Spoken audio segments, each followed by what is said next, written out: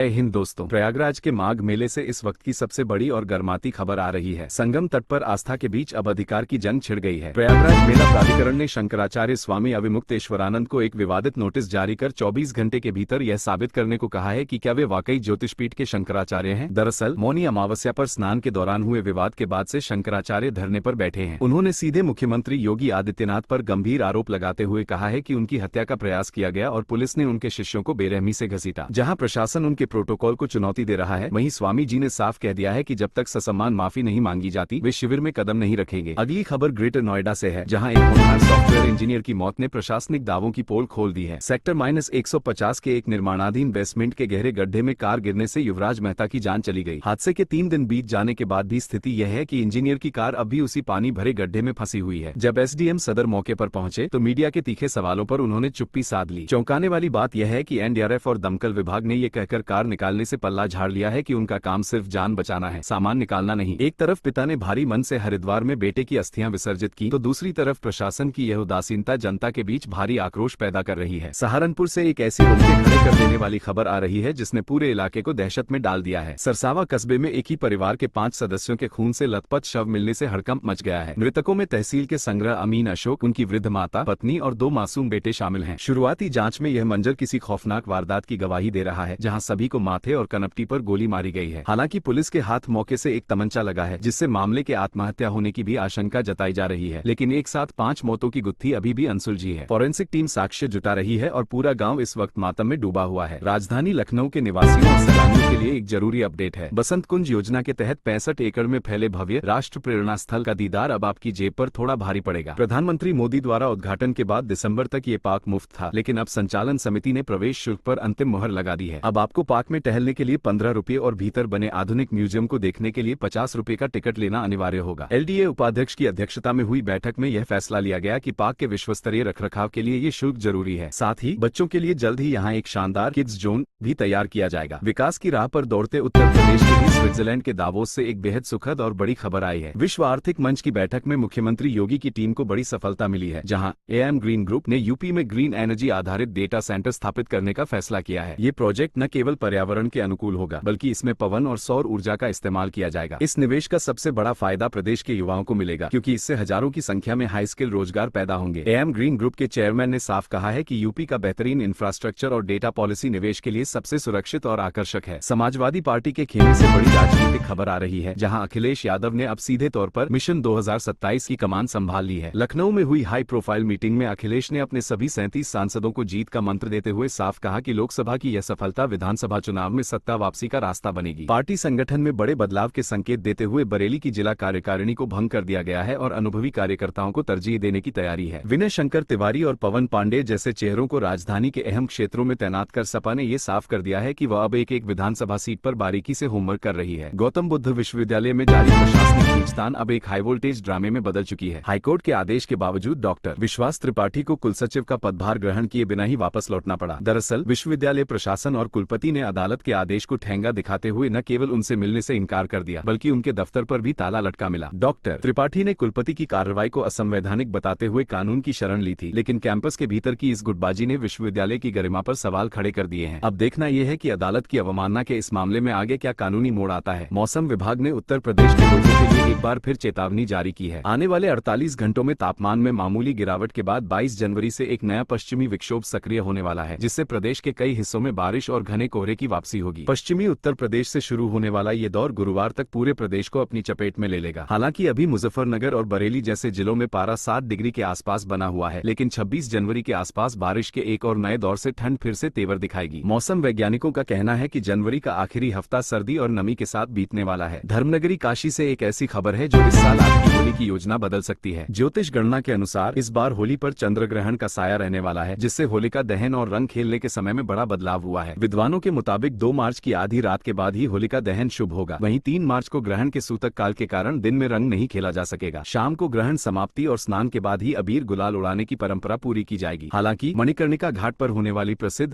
मसान की होली अपनी परंपरा के अनुसार 28 फरवरी को ही पूरी भव्यता के साथ आयोजित की जाएगी। कुशीनगर इंटरनेशनल एयरपोर्ट से जुड़ी एक चौंकाने वाली हकीकत सामने आई है, जिसने सरकारी दावों पर सवालिया निशान लगा दिए हैं। 327 करोड़ रुपए की भारी भरकम लागत से तैयार इस एयरपोर्ट पर पिछले 2 सालों से एक भी नियमित उड़ान नहीं हुई है। आरटीआई से मिली जानकारी के मुताबिक जिस एयरपोर्ट को बौद्ध सर्किट का ग्लोबल हब बनना था वह आज वीरान पड़ा है। नवंबर 2023 के बाद से यहां यात्री उड़ानों का सिलसिला पूरी तरह थम चुका है। प्रधानमंत्री मोदी ने जिस महत्वाकांक्षा के साथ इसका उद्घाटन किया था वो रनवे पर ही दम तोड़ती नजर आ रही है। विदेशी पर्यटकों के लिए बनाया गया ये द्वार अब केवल एक सफेद हाथी बनकर रह गया है। प्रयागराज के रेल यात्रियों के लिए बड़ी राहत की खबर है। माघ मेले के सबसे बड़े स्नान पर्व मौनी अमावस्या के सकुशल संपन्न होने के बाद रेलवे प्रशासन ने प्रयागराज जंक्शन समेत सभी प्रमुख स्टेशनों पर लगी पाबंदियां हटा दी हैं। पिछले कुछ दिनों से भीड़ को नियंत्रित करने के लिए स्टेशनों पर वन वे एंट्री और निकास की जो व्यवस्था लागू की गई थी उसे तत्काल प्रभाव से समाप्त कर दिया गया है। अब यात्री जंक्शन के दोनों ओर से बिना किसी रोक टोक के आवागमन कर सकेंगे। इस फैसले से उन यात्रियों को बड़ी राहत मिली है जो कड़े सुरक्षा घेरे और लंबी पैदल दूरी के कारण पिछले 3-4 दिनों से परेशान हो रहे थे। कानपुर के चकेरी एयरपोर्ट के कायाकल्प की तैयारी अब अंतिम चरण में है। लखनऊ और दिल्ली के अंतर्राष्ट्रीय हवाई अड्डों की तर्ज पर अब कानपुर टर्मिनल को भी हाईटेक बनाने का खाका खींचा गया है। एयरपोर्ट अथॉरिटी ने विस्तार के लिए 100 एकड़ जमीन का प्रस्ताव शासन को भेजा है, जिसमें भव्य शॉपिंग मॉल, लग्जरी लाउंज और आधुनिक यात्री सुविधाएं शामिल होंगी। इस विस्तार का सबसे बड़ा फायदा ये होगा कि कानपुर से मुंबई, चेन्नई और कोलकाता जैसे महानगरों के लिए सीधी उड़ानें तो बढ़ेंगी ही, साथ ही अंतर्राष्ट्रीय कनेक्टिविटी का रास्ता भी साफ हो जाएगा। केडीए ने जमीन मुहैया कराने की प्रक्रिया शुरू कर दी है, जिससे कानपुर के औद्योगिक विकास को नई उड़ान मिलेगी। सुप्रीम कोर्ट ने आवारा कुत्तों की समस्या पर सुनवाई के दौरान पूर्व केंद्रीय मंत्री मेनका गांधी के बयानों पर कड़ी नाराजगी जाहिर की है। कोर्ट ने तल्ख टिप्पणी करते हुए कहा कि एक सार्वजनिक पद पर रहे व्यक्ति को अपनी भाषा और बॉडी लैंग्वेज में मर्यादा रखनी चाहिए। बेंच ने यहां तक कह दिया कि आपकी टिप्पणियां कोर्ट की अवमानना के दायरे में आती हैं। कोर्ट ने स्पष्ट किया कि वह राज्यों को कुत्ते के काटने की घटनाओं पर भारी मुआवजा देने का आदेश देगा और कुत्तों को खाना खिलाने वाले लोगों को भी जिम्मेदार ठहराया जा सकता है। अदालत ने पिछले 5 सालों से आवारा जानवरों से जुड़े नियमों को लागू न किए जाने पर गहरी चिंता जताई है। उत्तर प्रदेश के अभिभावकों के लिए एक बहुत ही महत्वपूर्ण जानकारी सामने आई है। बेसिक शिक्षा विभाग ने निजी स्कूलों की 25% सीटों पर मुफ्त दाखिले के लिए आरटीआई के तहत नया शेड्यूल जारी कर दिया है। आर्थिक रूप से कमजोर वर्ग के बच्चों के लिए पहले चरण के आवेदन 2 फरवरी से 16 फरवरी तक भरे जाएंगे। पूरी प्रक्रिया ऑनलाइन पोर्टल के माध्यम से होगी और लॉटरी सिस्टम के जरिए पारदर्शी तरीके से बच्चों का चयन किया जाएगा। शिक्षा मंत्री संदीप सिंह ने कहा है कि यह कदम वंचित वर्ग के बच्चों को गुणवत्तापूर्ण शिक्षा दिलाने के संकल्प का हिस्सा है। कुल 3 चरणों में चलने वाली इस प्रक्रिया से लाखों बच्चों का भविष्य संवरने की उम्मीद है। भारत की पहली बुलेट ट्रेन परियोजना से एक उत्साहजनक अपडेट आया है। मुंबई अहमदाबाद कॉरिडोर पर इलेक्ट्रिफिकेशन का काम अब युद्ध स्तर पर चल रहा है। रेल मंत्री अश्विनी वैष्णव ने जानकारी साझा की है कि ओवरहेड इलेक्ट्रिफिकेशन मास्ट लगाने की प्रक्रिया तेजी से आगे बढ़ रही है, जो इस हाई स्पीड रेल सिस्टम की रीढ़ है। मेक इन इंडिया के तहत तैयार हो रही यह परियोजना न केवल यात्रा के समय को कई गुना कम कर देगी, बल्कि देश के इंफ्रास्ट्रक्चर को वैश्विक मानचित्र पर एक नई पहचान दिलाएगी। सरकार का दावा है कि यह प्रोजेक्ट भारत में एडवांस रेल टेक्नोलॉजी के एक नए युग की शुरुआत करेगा, जिससे स्थानीय रोजगार और इकोनॉमी को जबरदस्त बढ़ावा मिलेगा। गोरखपुर के शाहपुर इलाके में ठगी का एक ऐसा अनोखा मामला सामने आया है, जहां आरोपी ने ज्योतिष और कर्मकांड का सहारा लेकर लोगों को करोड़ों का चूना लगाया। बबुआ जी शुक्ला नाम के व्यक्ति ने खुद को एक नामी मेडिकल कंपनी का चेयरमैन बताकर निवेशकों को भारी मुनाफे का लालच दिया। पुलिस के मुताबिक आरोपी पूजा पाठ और ज्योतिष के जरिए लोगों का विश्वास जीतता था और फिर फर्जी दस्तावेजों के आधार पर उनसे निवेश करा लेता था। एक पीड़ित की शिकायत पर शाहपुर पुलिस ने मामला दर्ज कर जांच शुरू कर दी है। यह मामला समाज के लिए एक सबक है कि निवेश के मामलों में किसी भी व्यक्ति पर आंख मूंद कर भरोसा करना कितना खतरनाक हो सकता है। कानपुर पुलिस की मुस्तैदी ने सरिया चोरी करने वाले एक बड़े गिरोह का पर्दाफाश किया है। कल्याणपुर इलाके में एक कारोबारी की दुकान से लाखों की सरिया चोरी होने के बाद पुलिस ने सीसीटीवी फुटेज और मुखबिरों की मदद से 3 मुख्य आरोपियों को दबोच लिया है। पुलिस ने उनके कब्जे से करीब 30 कुंतल चोरी की सरिया भी बरामद की है, जिसे ठिकाने लगाने की तैयारी थी। डीसीपी पश्चिम के नेतृत्व में हुई इस कार्रवाई के बाद आरोपियों को जेल भेज दिया गया है, जबकि गिरोह के अन्य सदस्यों की तलाश में पुलिस की टीमें लगातार दबिश दे रही हैं। दिल्ली के राजनीतिक गलियारों से एक शिष्टाचार की तस्वीर सामने आई है, जहां मुख्यमंत्री योगी आदित्यनाथ ने भाजपा के नवनियुक्त राष्ट्रीय अध्यक्ष नितिन नबीन से मुलाकात कर उन्हें बधाई दी। सीएम योगी ने नई दिल्ली स्थित पार्टी मुख्यालय में पुष्पगुच्छ भेंट कर नबीन के उज्जवल कार्यकाल की कामना की। उन्होंने सोशल मीडिया पर पोस्ट साझा करते हुए विश्वास जताया कि प्रधानमंत्री मोदी के मार्गदर्शन में नितिन नबीन संगठन को नई ऊंचाइयों पर ले जाएंगे और कार्यकर्ताओं में राष्ट्र प्रथम का भाव सुदृढ़ करेंगे। यह मुलाकात पार्टी के भीतर समन्वय और आगामी संगठनात्मक चुनौतियों को देखते हुए काफी अहम मानी जा रही है। लोकतंत्र को जमीनी स्तर पर मजबूत करने के लिए अब विधायकों की ट्रेनिंग पर विशेष जोर दिया जा रहा है। पीठासीन अधिकारियों के सम्मेलन में ये प्रस्ताव रखा गया है कि जनप्रतिनिधियों के लिए एक विशेष सिलेबस तैयार किया जाए। गुजरात विधानसभा अध्यक्ष शंकर चौधरी ने जोर देकर कहा कि आज के दौर में एक विधायक की भूमिका केवल सदन तक सीमित नहीं है, उन्हें कानून निर्माण से लेकर तकनीकी समन्वय तक कई जटिल कार्य करने होते हैं। ऐसे में एक सक्षम सिलेबस और विधिवत प्रशिक्षण ही उन्हें जनता के प्रति अधिक जवाबदेह और प्रभावी बना सकता है। जीएसटी विभाग ने एक ऐसे फर्जीवाड़े का खुलासा किया है जिसमें बिना किसी वास्तविक व्यापार के करीब 7 करोड़ रुपए की धोखाधड़ी की गई। जांच में सामने आया कि कुछ फर्में केवल कागजों पर चल रही थी, जहां माल का कोई अस्तित्व नहीं था, लेकिन करोड़ों के फर्जी बिलों के जरिए इनपुट टैक्स क्रेडिट का लाभ लिया जा रहा था। राज्य कर विभाग ने गोंडा और दिल्ली की 3 फर्मों के खिलाफ एफआईआर दर्ज कराई है। सहायक आयुक्त बाबर अली के मुताबिक इन फर्मों ने फर्जी दस्तावेजों के सहारे जीएसटी पंजीकरण कराया और सरकार को भारी वित्तीय हानि पहुंचाई। अब विभाग इस पूरे नेटवर्क को खंगालने में जुटा है। अगला कदम, क्या आप चाहते हैं कि मैं इन खबरों को एक छोटे 2-3 मिनट के स्क्रिप्ट सारांश समरी स्क्रिप्ट